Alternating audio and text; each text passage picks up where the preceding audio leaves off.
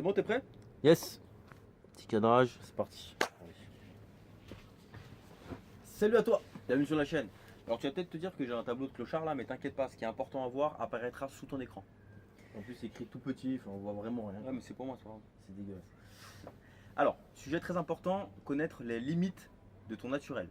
Comme on l'a fait sur des vidéos précédentes, la réalité et la vérité dans le fitness, il est important de garder les pieds sur terre, et de savoir ce qui est possible et impossible, réalisable et irréalisable. Pour ce faire, on va étudier la formule d'Elena Khoury. Pourquoi cette formule? Parce qu'elle coupe assez bien la poire en deux parmi toutes les autres formules en termes de résultats.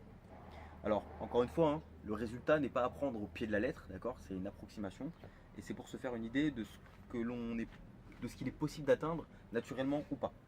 Ce qui est intéressant dans cette formule, c'est qu'elle est calculée avec l'IMS, l'indice de masse sèche maximum naturel. Petit retour en arrière, petit cours d'histoire. Les stéroïdes sont arrivés à partir de 1952 sur la West Coast aux États-Unis. Donc à partir de 1952, on a commencé à utiliser des stéroïdes. Et encore mieux en termes de date, on sait que les stéroïdes ont été utilisés et synthétisés à partir de 1935. Là tout de suite, tu as en photo 3 bodybuilders donc, qui ont exercé avant l'ère stéroïdienne. Donc impossible, quand tu vois les dates, impossible qu'ils soient sous stéro. Donc leur IMS, leur indice de masse sèche, était de 25,4. D'accord? Dans la formule, il a été mis à 26. Il a été arrondi au-dessus. Pourquoi? Parce qu'aujourd'hui, on s'entraîne peut-être mieux qu'avant, on mange mieux qu'avant, les programmes ont changé et on sait adapter un programme à un type de morphologie. La formule adaptée à nous, tu la vois en dessous. Donc là, on trouve 73,37 kg. Donc ce poids est valable quand on est à 5% de masse grasse. D'accord? Donc en période de compétition, tu es à 5-6%. Le résultat que tu vas trouver correspond à, donc quand tu es en période de compétition à 5-6%. Donc pour nous, il est de 73,37 kg. Alors évidemment, encore une fois, c'est pas à prendre au pied de la lettre, c'est approximatif, d'accord? Mais c'est pour se donner une idée de ce qu'on peut atteindre ou pas. Attention, ce résultat, il est influencé par plusieurs facteurs. Donc, on a 6 facteurs principaux: la nutrition, l'entraînement, la mémoire musculaire, le patrimoine génétique, l'âge et l'hygiène de vie.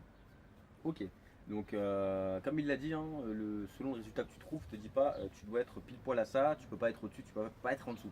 C'est pour te donner une idée. Ce qui est important par rapport à ce résultat, c'est qu'aujourd'hui, ça va te permettre de te fixer des objectifs et des résultats atteignables et réalisables. Exactement. Et donc arrêter de se faire berner par des entraînements mythos, des entraînements mensongers, et tout simplement de pouvoir mettre en place des objectifs et des résultats réalisables à atteindre. Tout simplement. Surtout ça. Ouais. Ça va aussi t'éviter l'impatience.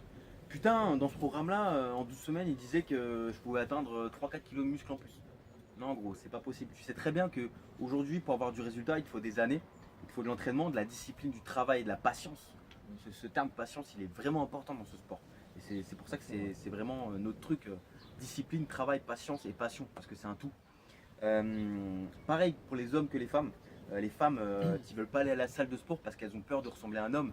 C'est impossible, parce qu'elles voient peut-être des athlètes femmes qui ressemblent à qui sont hyper musclées, sauf qu'elles ne sont pas natis, et que ça va peut-être les pousser à passer par la case chirurgie esthétique, peut-être de dépenser de l'argent, même si avec la chirurgie esthétique on peut faire des choses qui ne sont pas forcément possibles avec le naturel, chose miracle, c'est un autre débat.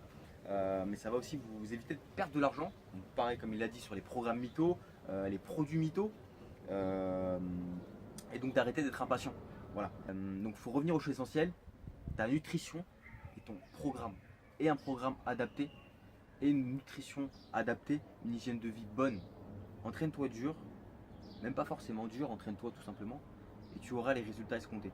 Mais sois surtout patient. Donc maintenant, je pense qu'on a tout dit. Cette vidéo est terminée. Si tu as des questions, des commentaires, des remarques, n'hésite pas. Tu verras que la vidéo a été coupée, comme là il y a un avion qui passe. Donc on a essayé de faire au mieux. Sur ce, entraîne-toi bien et on se dit à la semaine prochaine.